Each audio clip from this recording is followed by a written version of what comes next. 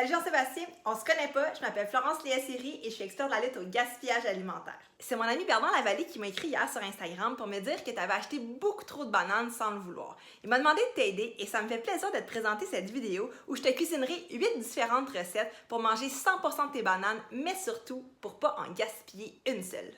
Chic, chic, chic frigo, chic, chic, chic frigo. Des bananes, ça se gaspille vite parce qu'on n'aime pas ça les manger quand ils sont trop noirs. Alors mon premier truc, c'est de te montrer comment bien les congeler. Tu dois savoir que la meilleure façon de congeler une banane, c'est d'enlever la pleure et ensuite de la mettre dans un sac à congélation.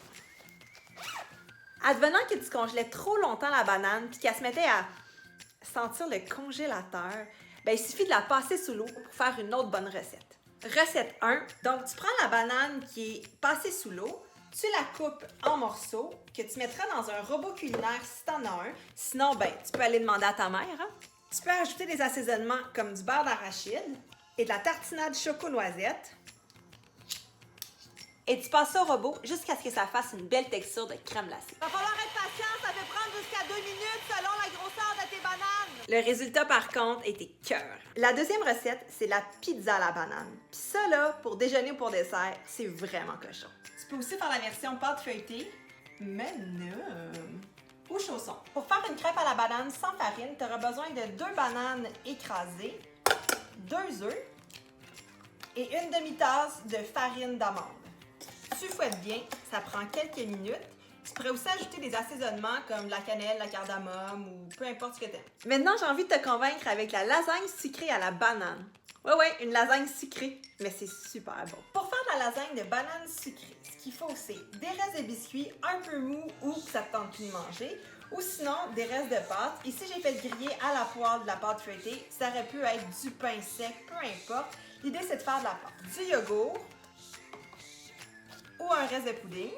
Évidemment, des bananes que tu essaies de disposer de façon uniforme, mais entre toi et moi, on s'en sacre. Un peu de caramel si t'es gourmand comme moi. Tu refermes avec ta pâte ou tes biscuits. Tu termines en recouvrant d'une garniture. Si t'avais eu de la crème fouettée, t'aurais pu en mettre, ça aurait vraiment été écœurant. Mais moi, j'en ai pas, fait que je suis avec ce que j'ai. Puis là, il me manque un peu de pudding, fait que ce que je vais faire, c'est que je vais rajouter encore le reste de mon yogourt sur mon autre version. Ah, puis pourquoi pas rajouter du caramel tant qu'à être là? Wow! Hello! Et là, tu peux garnir de miettes de biscuits ou même de noix de coco. C'est le moment de les mettre à réfrigérer pour une petite heure ou deux pour maximiser les goûts. Non, mais regarde-moi ça. Ça a de l'air bon, hein? La cinquième recette, c'est une recette de pain aux bananes tout ski. Mais comme c'est plus long à préparer, je t'invite à visiter mon blog pour avoir la recette complète. Je t'ai présenté 5 recettes pour cuisiner les bananes de façon sucrée, mais j'ai 3 recettes pour toi pour les cuisiner de façon salée. Ouais, salée, c'est surprenant, mais tu vas voir, c'est vraiment bon. Je commence avec un potage de style africain, à la patate douce, à la courge, à la banane et au beurre d'arachide. En passant, Jean-Sébastien, savais-tu que si tu as nettoyé ta courge, tu peux cuisiner la peau? C'est comestible, c'est super bon, puis tu t'en rendras même pas compte dans ton potage. Alors là, quand ça cuit comme ça, ce que tu fais, c'est que tu rajoutes tes légumes. Moi, d'ailleurs, j'ai rajouté du céleri parce que j'en avais, mais tu peux bien faire ce que tu veux. Là. Tu mets un légume racine, en fait, avec des assaisonnements. Puis là, tu vas voir, je vais rajouter de l'eau.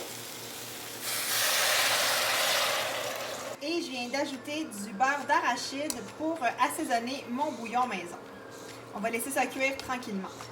Lorsque les légumes seront bien cuits, il suffit juste d'ajouter une canne de lait de coco, comme ça, et de passer le tout au mélangeur.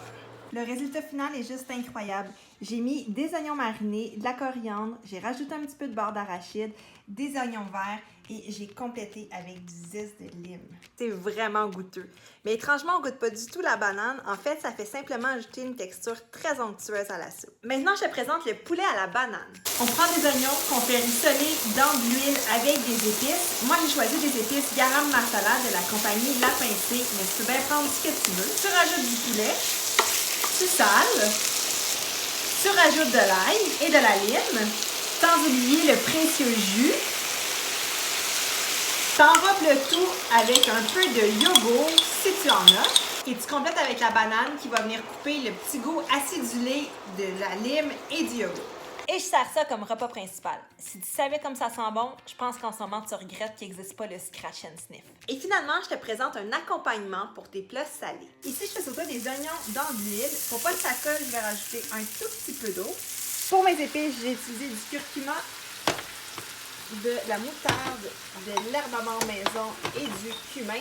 Je vais ensuite ajouter mes bananes, ma noix de coco et des herbes fraîches. Ici, ce que j'avais, c'était de la menthe, de la coriandre et de la basilic. Encore une fois, si tu penses que ça va coller, rajoute un tout petit peu d'eau, juste pour dire que ça fasse une préparation plus crémeuse que croustillante. Laisse cuire tranquillement à feu doux pendant 5-6 minutes. Après ça, tu pourras servir comme accompagnement. En tout cas, le résultat final donne envie.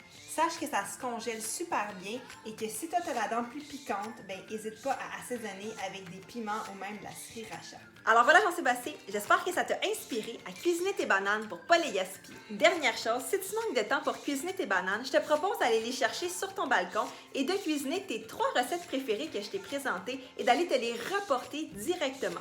Ben en fait, je te dirais 3, mais 2 pour toi puis 1 pour ta mère. Au plaisir! Chic, chic, chic frigo. Chic, chic, chic frigo. Chic, chic, chic frigo. Chic, chic, chic frigo.